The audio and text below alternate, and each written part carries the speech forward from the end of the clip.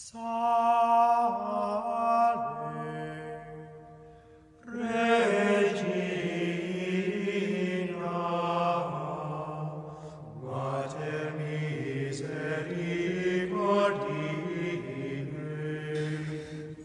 this gospel, the Pharisees wanted to take this opportunity to trip up our Lord and put him in a situation where he was damned if he did, damned if he didn't. If he did say that they should pay the census tax, then the Jews would be against him for supporting the occupation of the Romans in Jerusalem. And if he didn't say that they should pay the tax, then they could get the Romans after him to arrest him for promoting the idea of not paying the taxes. But our Lord takes the opportunity to teach the people and all of us an important, profound teaching that we should promote and help the state, Caesar, and also give to God what belongs to God. We live in the world, but not of the world. We live in the world, and we need to improve the world and contribute to the world, pay our taxes, contribute to voting in good elected officials, promoting good laws, cleaning up our city, observing just laws, all these things, as well as other material things that we should contribute in society. This is where we're Christians to be a light to the world and to put the Christian values into the government and into the workplace and everywhere we go. But we are also to give to God what is God's, and that's what's really not happening in the world today, and probably has been since the beginning, that we don't give to God what belongs to God. Even the Jews in the Old Testament didn't always give to God what belongs to God. And we know society becomes corrupt and wars happen and all kinds of evils come into the society because we don't give to God what belongs to Him. That is ourselves and worshiping Him, obeying His commandments, giving to Him what belongs to Him. This is the virtue of religion, that we give to God what belongs to Him, which is everything.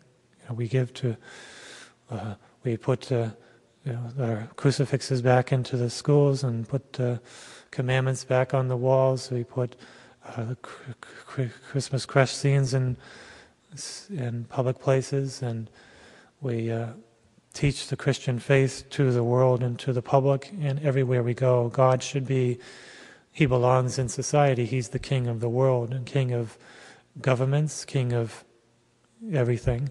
And we should give Him that due instead of putting Him off in a corner, relegating Him to second place, to the government or the state. But our Lord should reign.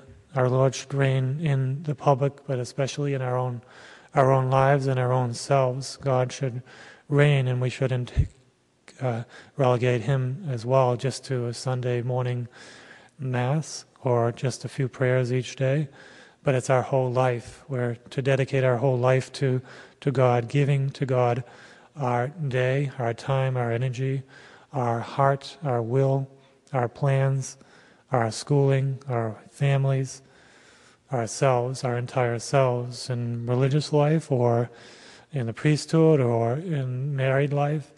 We give to God in married life. We give children to God and bring them up to be godly children, serving God, to populate heaven. We're giving these things to God, and we give Him our incessant prayers, our unceasing prayers. We give everything to God, and this is what is His due.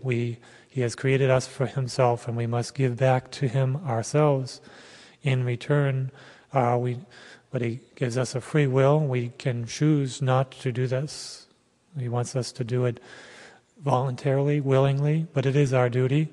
But again, we have the free choice not to do it. We can not serve God. Instead, we can serve the world. We can serve ourselves, our selfish desires and pleasures, which may be at odds, and often it is, at odds with God's will.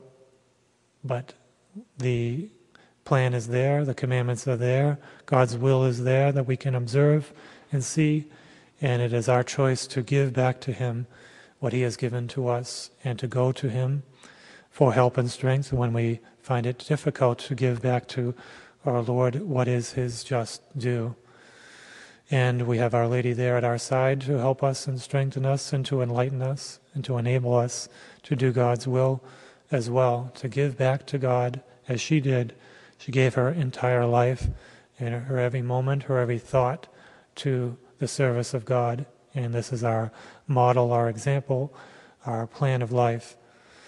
And so we are coming here to worship God as our just duty to God, to worship Him on Sunday, but we are to worship Him every day and in every moment in our life,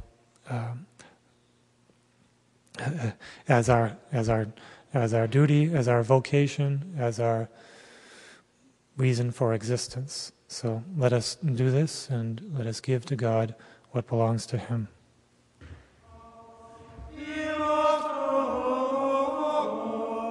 Miserere